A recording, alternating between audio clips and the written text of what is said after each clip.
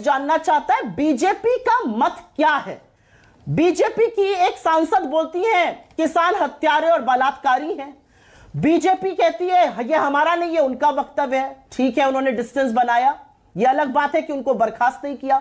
वही सांसद अगले दिन और आपके शो में उन्होंने कहा कि जातिगत जनगणना बिल्कुल नहीं होनी चाहिए। बीजेपी का मत क्या है कि क्या वो जातिगत जनगणना के खिलाफ है या उनके फेवर में है? क्योंकि बीजेपी ने अपनी ओर से अभी तक कोई स्पष्टीकरण, कोई वक्तव्य नहीं दिया। ये अलग बात है कि उनको बुलाकर इनके अध्यक्ष मिले थे। तो बीजेपी अपना मत साफ करे ना। 70 साल तक कांग्रेस पार्टी के पास सरकार थी, इन्होंने जातिगत जनगणना नहीं कराई। 70 साल में जातिगत जनगणना नहीं कराने के लिए कांग्रेस पार्टी के सभी नेतृत्व को हाथ जोड़कर देश से माफी मांगनी चाहिए, अगर हम इसकी बात कर रहे हैं। Point number 1। Point number 2, Karnataka के अंदर अभी तक ये आंकड़े नहीं रिलीज कर पाए जातिगत जनगणना के लिए, कर्नाटका की जनता से इनको माफी मांगनी चाहिए। हिमाचल के अभी तक ये आंकड़े रिलीज नहीं कर पाए, इनको हिमाचल की जनता से माफी मांगनी चाहिए।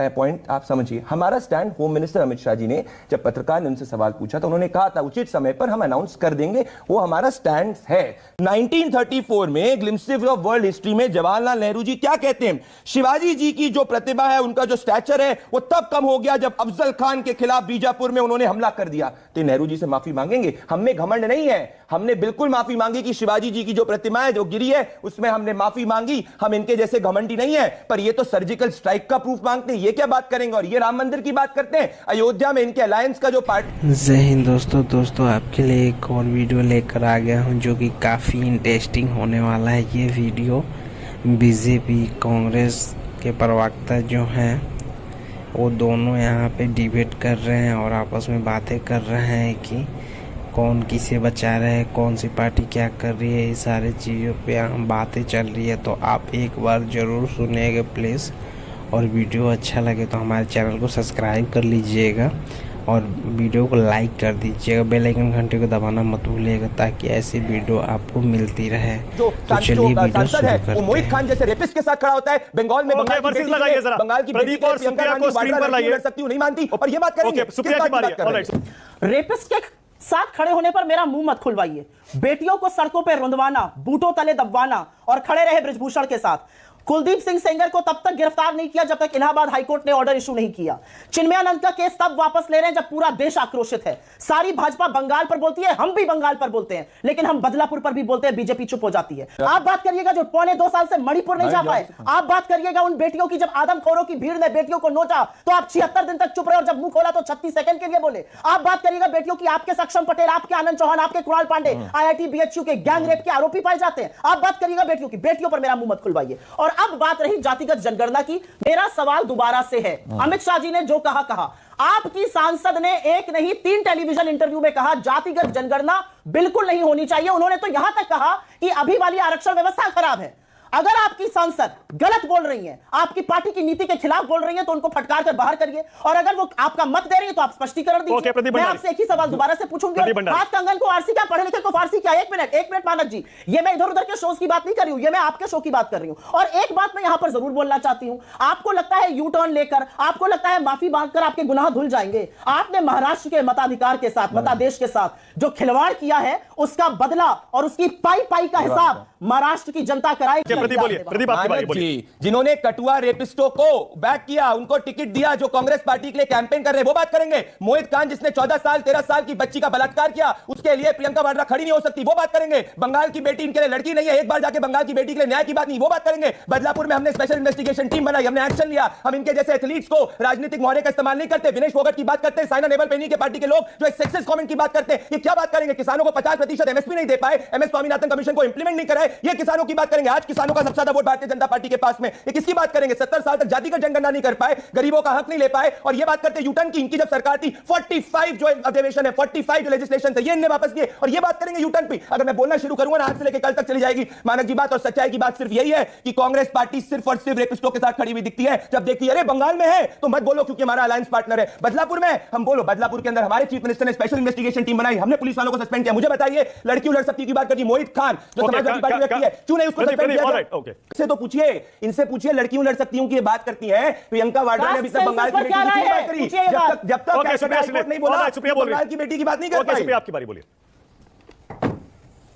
गला फाड़ने से सच नहीं बदल जाता है। कंगना की निजी राय किसानों को बलात्कारी और हत्यारा कहना है, और आपकी पार्टी में ऐसे लोगों की जगह है जो इस देश के अन्नदाताओं को हत्यारा और बलात्कारी कहते हैं। क्या आप ये कह रहे हैं? इस औरत ने यह भी कहा, इन महिला ने, आपकी सांसद ने यह भी कहा कि अमेरिका, चीन हमारे देश में अस्थिरता फैला रहे हैं। उस पर कोई स्पष्टीकरण नहीं। विदेशी ताकतें यहां पर अस्थिरता फैला रही हैं, मेरे देश के लोकतंत्र को ललकार रही है आपकी सांसद, और आप सुई टपक सन्नाटा करेंगे। आपकी सांसद कह रही है जातिगत जनगणना बिल्कुल नहीं होनी चाहिए, ये उनकी निजी राय है। ऐसे निजी राय वालों से आपने अपना पार्टी भरी हुई है। किस तरह की बातें करते हैं आप? हमने बंगाल में भी प्रदर्शन किया, हमने बदलापुर में भी प्रदर्शन किया। अच्छा, ओके, शुक्रिया।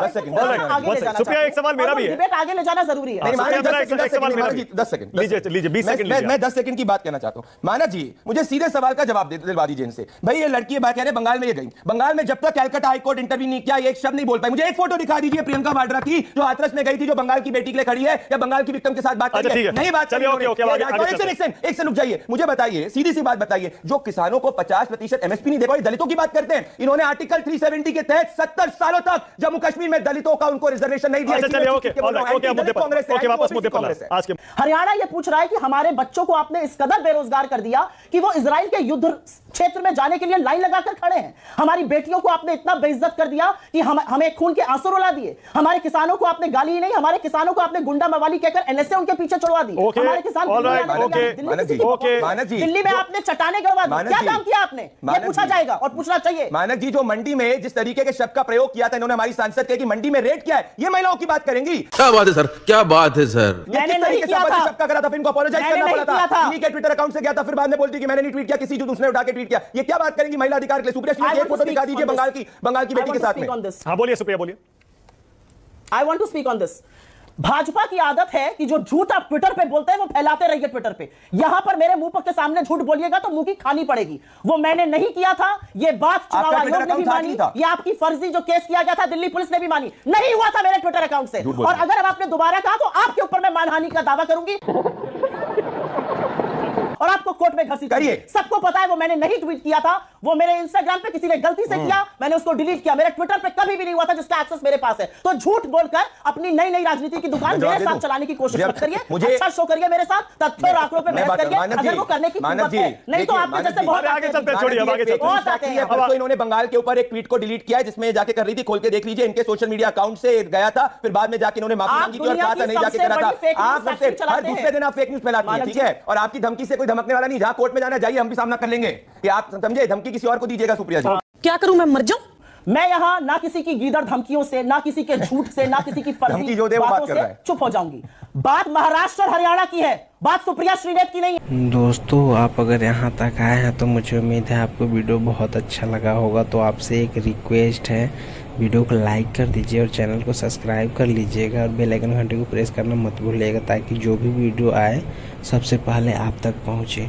तो आपने देखा कि किस तरह से बीजेपी के प्रवक्ता, कांग्रेस के प्रवक्ता एंड शिवसेना के प्रवक्ता सामने बैठे हुए हैं और वो डिबेट कर रहे हैं। कांग्रेस और बीजेपी से तो फुर्सत मिल नहीं रही है कि वो जो शिवसेना के प्रवक्ता है वो कुछ बोल पाए, बेचारे चुपचाप बैठे हुए हैं। लेकिन कोई बात नहीं, सबका टाइम आता है। अभी बीजेपी और कांग्रेस का टाइम आ रहा था, इसलिए ये ज़्यादा डिबेट उन पे ही चला था। तो आपको ये कैसा लगा कमेंट सेक्शन में बताइएगा, और इस वीडियो में जो चीज़ खामी रह गई वो भी बताइएगा। अगली वीडियो में हम उसे सुधार करने की कोशिश करेंगे।